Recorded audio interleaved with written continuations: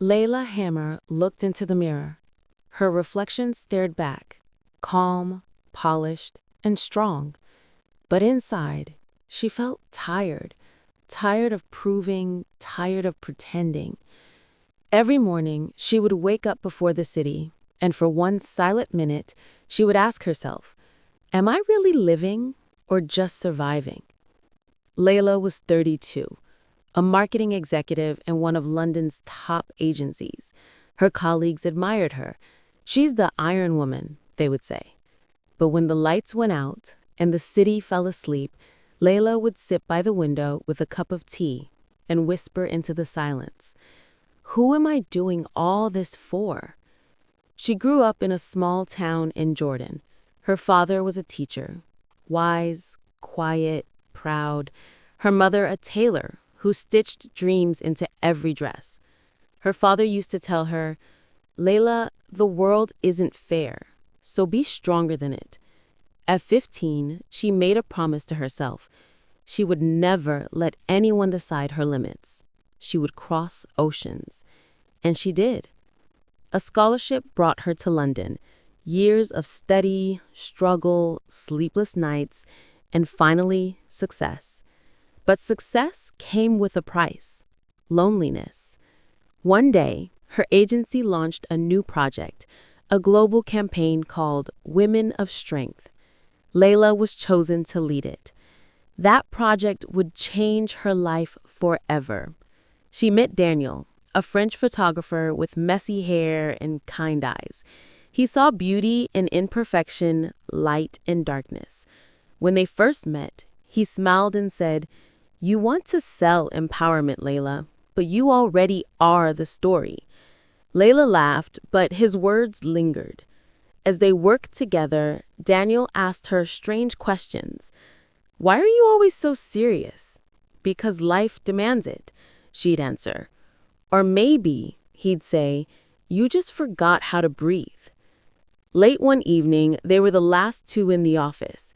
Daniel looked at her and said softly, you never truly smile, do you? Layla looked down. I can't afford to. People expect strength. He whispered, maybe strength isn't about holding on. Maybe it's about letting go. That night, she let the walls around her heart fall, just for a moment. But the next morning, guilt crept in. She buried her feelings under professionalism and silence. Weeks later, her mother called from Jordan. Layla, you're 32. Everyone asks about you. It's time to get married. Layla sighed. Mother, I'm not ready. Her voice trembled. Life doesn't wait forever, my dear. After that call, Layla sat by the window again, torn between two worlds, the daughter who should obey and the woman who wanted to choose. When the campaign finally launched, it became a global sensation. Layla was invited to speak on BBC. She stood on stage, radiant and confident, speaking about the power of women, about courage and independence. But inside, her heart was hollow. She could inspire millions, yet couldn't inspire herself to be free. Daniel, watching from the crowd, saw through her. After the event, he said quietly, you're inspiring the world, but you're losing yourself. Layla had no answer. A few days later, Daniel invited her to Paris. Not for work, he said, for you. In Paris, she felt something new. Peace. They walked along the Seine, laughed at street musicians, shared silence that didn't feel empty. One evening, under soft city lights, Daniel said, I've fallen in love with you, Layla. Her eyes softened. I care for you, Daniel, but I'm not ready to belong to anyone. He smiled sadly. Then let me help you find yourself. She shook her head. No, that's something I must do alone. That night, she stayed up watching the sunrise. For the first time, she didn't feel fear, only clarity. I've been living everyone else's version of me, she wrote in her journal. It's time to write my own. When she returned to London, she took a month off work. No emails, no meetings, just silence. She traveled north to the Scottish Highlands. Mountains, wind, and a sky wide enough to hold all her questions. Every morning she wrote, "Who am I without the titles, without the achievements, without the applause?" One morning by the ocean, she finally heard the answer, soft but certain. "You are enough, even when you do nothing." Tears rolled down her cheeks. For the first time in years, they weren't from exhaustion, but from release. When Layla returned, she walked into the agency with quiet confidence. Her boss asked, "So, what's next?" She smiled. "I want to start something new. Not another ad, a movement." He raised an eyebrow. "What kind of movement?"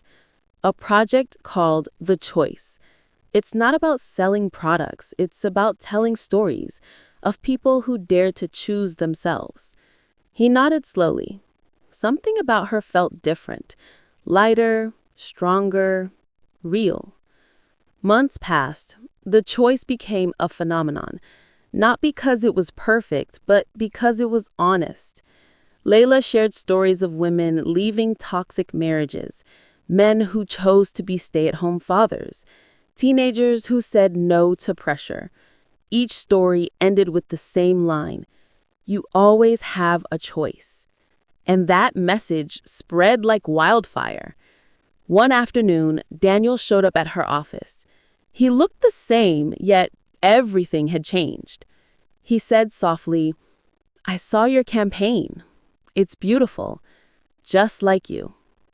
Layla smiled. "Thank you. I still love you, you know." She nodded gently.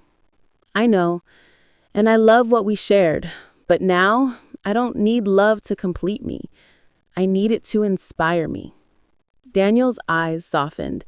"That's the woman I always believed you could be." They hugged. It wasn't a goodbye filled with pain, but one filled with peace. A year later, Layla stood on a stage again. Thousands of people waited in silence. She looked at them and smiled. "Once upon a time," she began, "I thought success was about climbing higher.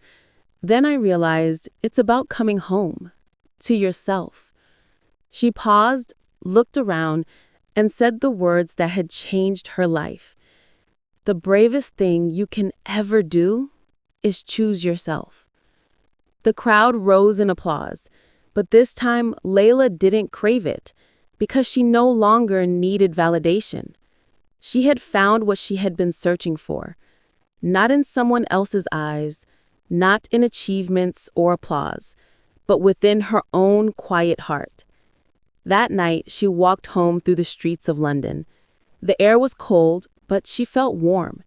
For the first time, the reflection in the window smiled back. Layla Hammer, not the Iron Woman, not the perfect leader, just herself. And that was enough.